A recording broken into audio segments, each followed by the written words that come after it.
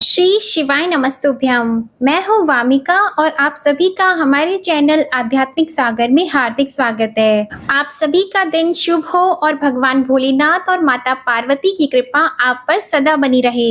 आज आप सुनेंगे शिव महापुराण की कथा में कैलाश संहिता का वर्णन। ऋषि बोले, हे सूत जी, हमने अनेक आख्यानों से युक्त परम मनोहर उमा संहिता सुनी। अब आप शिव तत्व का ज्ञान बढ़ाने वाली कैलाश संहिता का वर्णन कीजिए। व्यास जी ने कहा, पुत्रों, शिव तत्व का प्रतिपादन करने वाली दिव्य कैलाश संहिता का वर्णन करता हूँ, तुम प्रेम पूर्वक सुनो। तुम्हारे प्रति स्नेह होने के कारण ही मैं तुम्हें यह प्रसंग सुना रहा हूँ। इतना कहकर व्यास जी ने काशी में मुनियों के तथा सूत जी के संवाद, व्यास मुनि संवाद, शिव पार्वती संवाद एवं संवाद की अवतारणा करते हुए सूत जी के प्रति ऋषियों के प्रश्न का यों वर्णन किया। ऋषि बोले, महाभाग सूत जी, आप हमारे श्रेष्ठ गुरु हैं, अतः यदि आपका हम पर अनुग्रह हो तो हम आपसे एक प्रश्न पूछते हैं। श्रद्धालु शिष्यों पर आप जैसे गुरुजन सदा स्नेह रखते हैं, इस बात को आपने इस समय हमें प्रत्यक्ष दिखा दिया। मुनि, विरजा होम के समय पहले आपने जो वामदेव का मत सूचित किया था, उसे हमने विस्तार पूर्वक नहीं सुना। अब हम बड़े आदर और श्रद्धा के साथ उसे सुनना चाहते हैं। कृपा सिंधु, आप प्रसन्नता पूर्वक उसका वर्णन करें। ऋषियों की यह बात सुनकर सूत जी ने गुरु के भी परम उत्कृष्ट गुरु महादेव जी को, त्रिभुवन जननी महादेवी उमा को तथा गुरु व्यास को भी भक्ति पूर्वक नमस्कार करके मुनियों को आह्लादित करते हुए गंभीर वाणी में इस प्रकार कहा। सूत जी बोले, मुनियों, तुम्हारा कल्याण हो, तुम सब लोग सदा सुखी रहो। महाभाग महात्माओं, तुम भगवान शिव के भक्त और दृढ़ता पूर्वक व्रत का पालन करने वाले हो। यह निश्चित रूप से जानकर ही मैं तुम लोगों के समक्ष इस विषय का प्रसन्नता पूर्वक वर्णन करता हूँ। तुम ध्यान पूर्वक सुनो। पूर्व काल के रथंतर कल्प में महामुनि वामदेव माता के गर्भ से बाहर निकलते ही शिव तत्व के ज्ञाताओं में सर्वश्रेष्ठ माने जाने लगे। वे वेदों, आगमों, पुराणों तथा अन्य सब शास्त्रों के भी तात्विक अर्थ को जानने वाले थे। देवता, असुर तथा मनुष्य आदि जीवों के जन्म कर्मों का उन्हें भली भांति ज्ञान था। उनका संपूर्ण अंग भस्म लगाने से उज्जवल दिखाई देता था। उनके मस्तक पर जटाओं का समूह शोभा देता था। वे किसी के आश्रित नहीं थे। उनके मन में किसी वस्तु की इच्छा नहीं थी। वे शीत, उष्ण आदि द्वंद्वों से परे और अहंकार शून्य थे। वे दिगंबर महाज्ञानी महात्मा दूसरे महेश्वर के समान जान पड़ते थे। उन्हीं के जैसे स्वभाव वाले बड़े बड़े मुनि शिष्य होकर उन्हें घेर लेते थे। वे अपने चरणों के स्पर्श जनित पुण्य से इस पृथ्वी को पवित्र करते हुए सब ओर विचरते और अपने चित्त को निरंतर परम धाम स्वरूप पर ब्रह्मा परमात्मा में लगाए रहते थे। इस तरह घूमते हुए वामदेव जी ने मेरु के दक्षिण शिखर कुमार श्रृंग में प्रसन्नता पूर्वक प्रवेश किया, जहां मयूर वाहन शिव कुमार ज्ञानमय शक्ति धारण करने वाले समस्त असुरों के नाशक और सर्वदेव वंदित भगवान स्कंद रहते थे। उनके साथ उनकी शक्ति भूता गजावल्ली भी थी। वहीं स्कंद सर के नाम से प्रसिद्ध एक सरोवर था, जो समुद्र के समान अगाध एवं विशाल दिखाई देता था। उसका जल ठंडा और स्वादिष्ट था। वह सरोवर बहुत जल राशि से पूर्ण था। उसमें संपूर्ण आश्चर्यजनक गुण विद्यमान थे। वह जलाशय स्कंद स्वामी के समीप ही था। महामुनि वामदेव ने शिष्यों के साथ उसमें स्नान करके शिखर पर बैठे हुए मुनि वृंद सेवित कुमार का दर्शन किया। वे उगते हुए सूर्य के समान तेजस्वी थे। मोर उनका श्रेष्ठ वाहन था। उनके 4 भुजाएं थीं। स्कंद का दर्शन और पूजन करके उन मुनीश्वर ने बड़ी भक्ति से उनका स्तवन प्रारंभ किया। वामदेव बोले, जो प्रणव के वाच्यार्थ, प्रणवार्थ के प्रतिपादक, प्रणव अक्षर रूप बीज से युक्त और प्रणव रूप हैं, उन आप स्वामी कार्तिकेय को बारंबार नमस्कार है। वेदांत के अर्थभूत ब्रह्मा ही जिनका स्वरूप है, जो वेदांत का अर्थ करते हैं, वेदांत के अर्थ को जानते हैं और नित्य विदित है, उन स्वामी कार्तिकेय को नमस्कार है। वामदेव ने इस प्रकार देव सेनापति भगवान स्कंद की स्तुति करके 3 बार उनकी परिक्रमा की और पृथ्वी पर दंड की भांति गिरकर नतमस्तक होकर बारंबार साष्टांग प्रणाम और परिक्रमा करने के अनंतर वे विनीत भाव से उनके पास खड़े हो गए।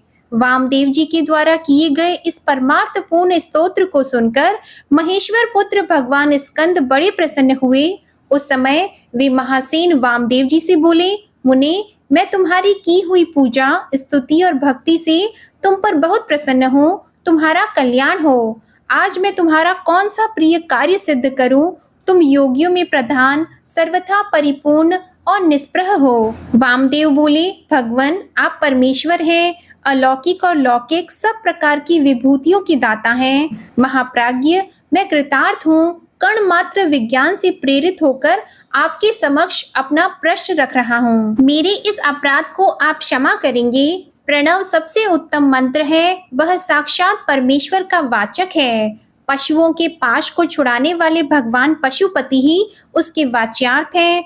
ओंकार ही यह प्रत्यक्ष दिखने वाला समस्त जगत है। यह सनातन श्रुति का कथन है। यह सब का सब ब्रह्मा ही है इत्यादि बातें भी श्रुतियों द्वारा कही गई है। इस प्रकार मैंने समष्टि और व्यष्टि भाव से प्रणवार्थ का श्रवण किया है।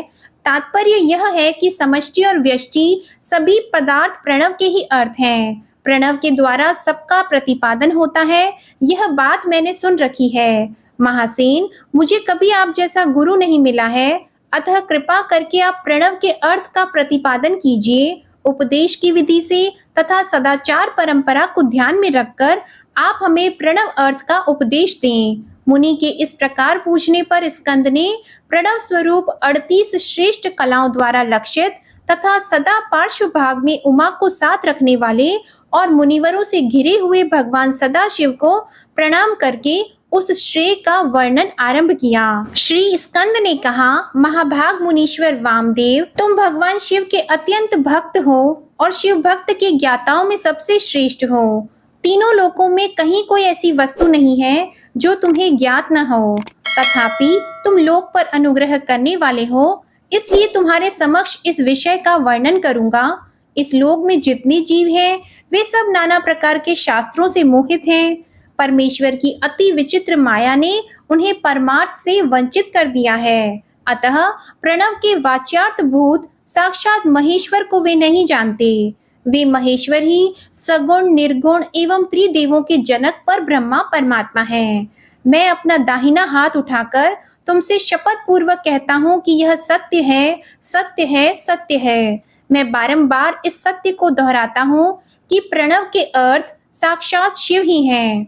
श्रुतियों, स्मृति शास्त्रों, पुराणों तथा आगमों में प्रधानतया उन्हीं को प्रणव का वाच्यार्थ बताया गया है, जहाँ से मन सहित वाणी उस परमेश्वर को न पाकर लौट आती है, जिसके आनंद का अनुभव करने वाला पुरुष किसी से डरता नहीं। ब्रह्मा, विष्णु तथा इंद्र सहित यह संपूर्ण जगत भूतों और इंद्रिय समुदाय के साथ सर्वप्रथम जिससे प्रकट होता है, जो परमात्मा स्वयं किसी से और कभी भी उत्पन्न नहीं होता, जिसके निकट विद्युत, सूर्य और चंद्रमा का प्रकाश काम नहीं देता तथा जिसके प्रकाश से ही यह संपूर्ण जगत सब ओर से प्रकाशित होता है, वह परब्रह्मा परमात्मा संपूर्ण ऐश्वर्य से संपन्न होने के कारण स्वयं ही सर्वेश्वर शिव नाम धारण करता है। ब्रह्मचर्य के पालन से ऋषियों की, यज्ञ कर्मों के अनुष्ठान से देवताओं की तथा संतान उत्पादन से पितरों की तृप्ति होती है, ऐसा श्रुति ने कहा है। इस प्रकार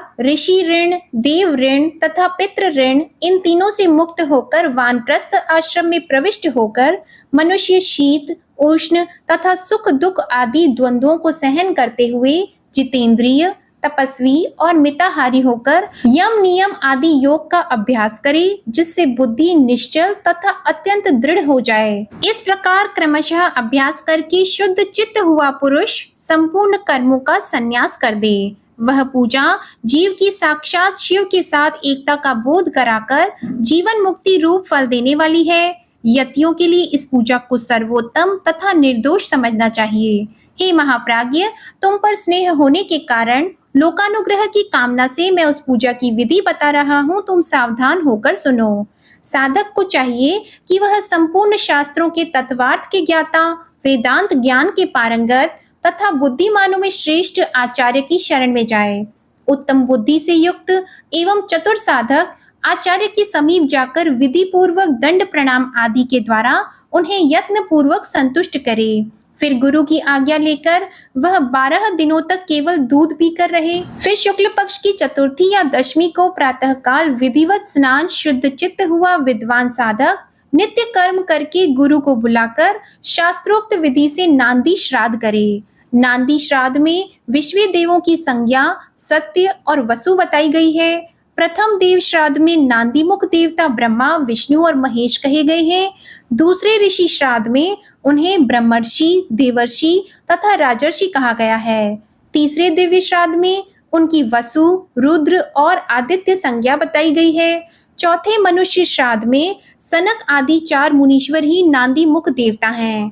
पांचवें भूत श्राद्ध में 5 महाभूत, नेत्र आदि 11 इंद्रिय समूह तथा जयायुज आदि चतुर्विध प्राणी समुदाय नांदी मुख माने गए हैं। छठे पितृ श्राद्ध में पिता, पितामह और प्रपितामह ये 3 नांदी मुख देवता हैं। सातवें मातृ श्राद्ध में माता, पितामही और प्रपितामही इन तीनों को नांदी मुख देवता बताया गया है तथा 8वें आत्म श्राद्ध में आत्मा, पिता, पितामह और प्रपितामह ये 4 नांदीमुख देवता कहे गए हैं। माता महात्मक श्राद्ध में मातामह, प्रमातामह और वृद्ध प्रमातामह ये 3 नांदीमुख देवता सपत्नीक बताए गए हैं। प्रत्येक श्राद्ध में 2-2 ब्राह्मण करके जितने ब्राह्मण आवश्यक हो उनको आमंत्रित करें और स्वयं यत्न पूर्वक आचमन करके पवित्र होकर उन ब्राह्मणों के पैर धोएं। उस समय इस प्रकार कहें, जो समस्त संपत्ति की प्राप्ति में कारण आई हुई आपत्ति के समूह को नष्ट करने वाले धूमकेतु, अग्नि रूप तथा अपार संसार सागर से पार लगाने के लिए सेतु के समान है, वे ब्राह्मणों की चरण धूलियां मुझे पवित्र करें। जो आपत्ति रूपी घने अंधकार को दूर करने के लिए, सूर्य अभीष्ट अर्थ को देने के लिए कामधेनु तथा समस्त तीर्थों के जल से पवित्र मूर्तियां हैं, वे ब्राह्मणों की चरण धूलियां मेरी रक्षा करें। ऐसा कहकर पृथ्वी पर दंड की भांति पड़कर साष्टांग प्रणाम करें। फिर पूर्व अभिमुख बैठकर भगवान शंकर के युगल चरण अरविंदों का चिंतन करते हुए दृढ़ता पूर्वक आसन ग्रहण करें। हाथ में पवित्री लेकर शुद्ध होकर नूतन यज्ञोपवीत धारण कर 3 बार प्राणायाम करें। फिर तिथि आदि का स्मरण करके इस तरह संकल्प करें, मेरे संन्यास का अंगभूत जो पहले विश्वदेव का पूजन, फिर देवादि अष्टविधि श्राद्ध तथा अंत में मातामह श्राद्ध है, उसे आप लोगों की आज्ञा लेकर मैं पार्वण की विधि से संपन्न करूंगा। ऐसा संकल्प करके आसन के लिए दक्षिण दिशा से आरंभ करके उत्तरोत्तर कुशों का त्याग करें। फिर आचमन करके खड़ा होकर वर्ण क्रम का आरंभ करें। अपने हाथ में पवित्री धारण करके 2 ब्राह्मणों के हाथों का स्पर्श करते हुए इस प्रकार कहें कि हम विश्वदेव श्राद्ध के लिए आप दोनों का वरण करते हैं। आप दोनों नांदी श्राद्ध में अपना समय देने की कृपा करें। इतना सभी श्राद्धों के ब्राह्मणों के लिए कहें। सर्वत्र ब्राह्मण वरण की विधि का यही क्रम है। इस प्रकार वरण का कार्य पूरा करके 10 मंडलों का निर्माण करें। उत्तर से आरंभ करके 10 मंडलों का अक्षत से पूजन करके उनमें क्रमशः ब्राह्मणों को स्थापित करें। फिर उनके चरणों पर भी अक्षत आदि चढ़ाएं। फिर संबोधन पूर्वक विश्वदेव आदि नामों का उच्चारण करें और कुश, पुष्प, अक्षत एवं जल से इदम वह पाद्यम कहकर पाद्य निवेदन करें।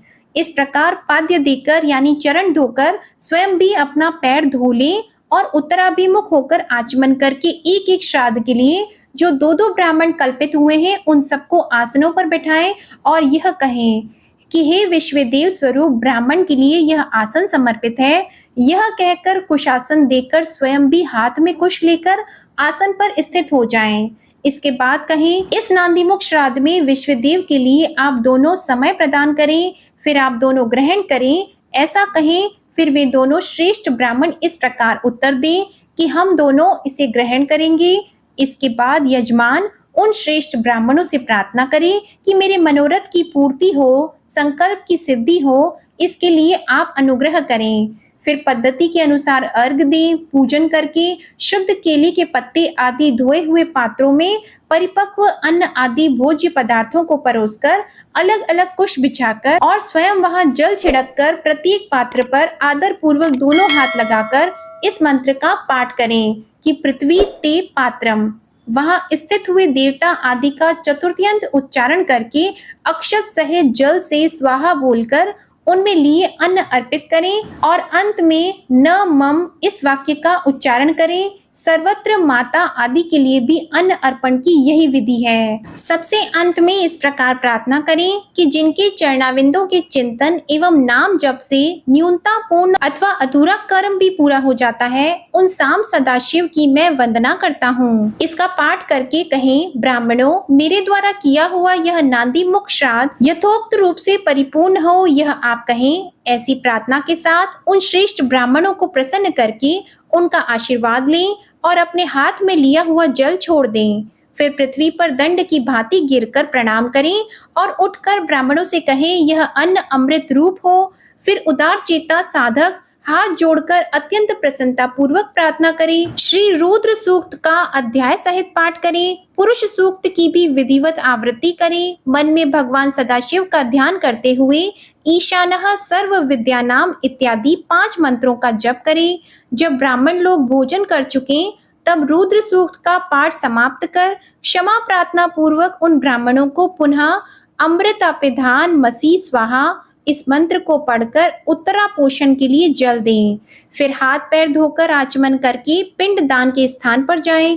वहां पूर्वाभिमुख बैठकर मौन भाव से 3 बार प्राणायाम करें। इसके बाद मैं नांदी मुख श्राद्ध का अंगभूत पिंडदान करूंगा, ऐसा संकल्प करके दक्षिण से लेकर उत्तर की ओर 9 रेखाएं खींचें और उन रेखाओं पर क्रमशः 12-12 पूर्वाग्र कुश बिछाएं। फिर दक्षिण की ओर देवता आदि के 5 स्थानों पर चुपचाप अक्षत और जल छोड़ दें। पितृवर्ग के 3 स्थानों पर अक्षत जल छोड़कर 9 मातामह आदि के स्थान पर भी मार्जन करें। फिर अत्र पितरो माधयध्वम कहकर देवादि के 5 स्थानों पर अक्षत जल छोड़ें। इस प्रकार अवनेजन दें। 5 स्थानों पर प्रत्येक के लिए 3-3 पिंड दें। इस तरह शेष स्थानों पर भी करें। अपने गृह सूत्र में बताई हुई पद्धति के अनुसार सभी पिंड अलग अलग देने चाहिए। फिर पितरों के सद्गुण्य के लिए जल अक्षत अर्पित करें। फिर अपने हृदय कमल में सदाशिव का ध्यान करें और पूर्वोक्त श्लोक का पुनः पाठ करके ब्राह्मणों को नमस्कार पूर्वक यथाशक्ति दक्षिणा दें।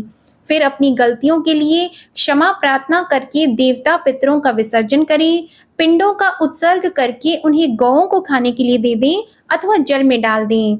फिर पुण्य वाचन करके स्वजनों के साथ भोजन करें। दूसरे दिन प्रातः काल उठकर शुद्ध बुद्धि वाला साधक उपवास पूर्वक व्रत रखे। कांक और उपस्थ के बालों को छोड़कर शेष सभी बाल मुंडवा दें, परंतु शिखा के यानी चोटी के 7-8 बाल अवश्य बचा लें। फिर स्नान करके धुले हुए वस्त्र पहनकर शुद्ध होकर 2 बार आचमन करके मौन होकर विधिवत भस्म धारण करें। पुण्य वाचन करके उससे अपने आप का प्रोक्षण कर बाहर भीतर से शुद्ध होकर होम द्रव्य और आचार्य की दक्षिणा के द्रव्य को छोड़कर शेष सभी द्रव्य महेश्वर अर्पण बुद्धि से ब्राह्मणों और विशेषतः शिव भक्तों को बांट दें।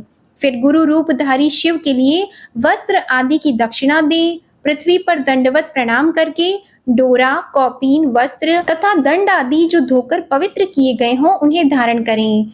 फिर होम द्रव्य और समिधा आदि लेकर समुद्र या नदी के तट पर, पर्वत पर, शिवालय में, वन में अथवा गौशाला में किसी उत्तम स्थान का विचार करके वहां बैठ जाएं और आचमन करके पहले मानसिक जप करें। फिर ओम नमो ब्राह्मणे आदि मंत्रों का पाठ करें।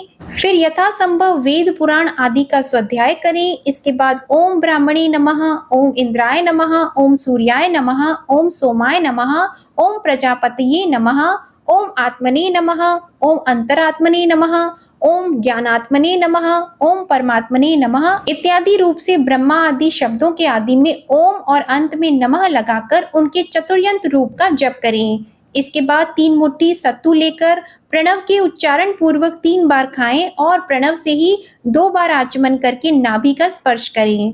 उस समय आगे बताए जाने वाले शब्दों के आदि में प्रणव और अंत में नमः स्वाहा जोड़कर उनका उच्चारण करें।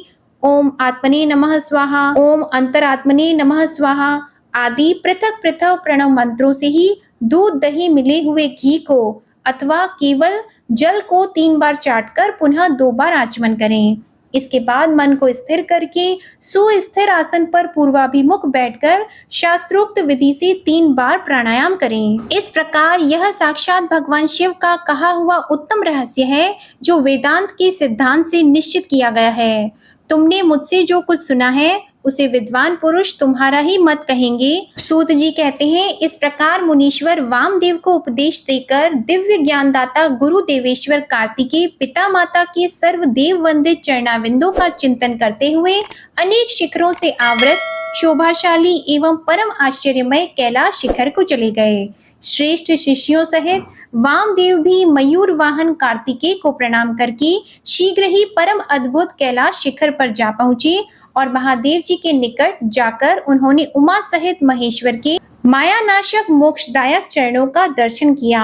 फिर भक्ति भाव से अपना सारा अंग भगवान शिव को समर्पित करके वे शरीर की सुधि भुलाकर उनके निकट दंड की भांति पड़ गए और बारंबार उठ उठकर नमस्कार करने लगे। फिर उन्होंने भांति भांति के स्तोत्रों द्वारा जो वेदों और आगमों के रस से पूर्ण थे जगदम्बा और पुत्र सहित परमेश्वर शिव का स्तवन किया।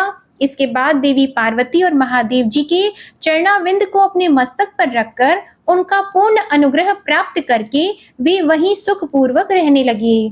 तुम सभी ऋषि भी इसी प्रकार प्रणव के अर्थभूत महेश्वर का तथा वेदों के गोपनीय रहस्य वेद सर्वस्व और मोक्षदायक तारक मंत्र ओमकार का ज्ञान प्राप्त करके यहीं सुख से रहो तथा विश्वनाथ जी के चरणों में सायुज्य रूपा अनुपम एवं उत्तम मुक्ति का चिंतन करो। अब मैं गुरुदेव की सेवा के लिए बद्रिकाश्रम तीर्थ को जाऊंगा। तुम्हें फिर मेरे साथ संभाषण का एवं सत्संग का अवसर प्राप्त हो। ओम नमः शिवाय। आज की कथा समाप्त होती है। आशा करती हूँ आपको आज की कथा पसंद आई होगी। इसी तरह आप हमारे आने वाली कथा को भी जरूर सुनिएगा। वीडियो पसंद आई हो तो वीडियो को लाइक करें, शेयर करें और कमेंट में भगवान भोलेनाथ की जय जरूर लिखिएगा। और हमारे चैनल को अगर सब्सक्राइब नहीं किया है तो सब्सक्राइब करके बेल आइकन भी प्रेस करें। धन्यवाद।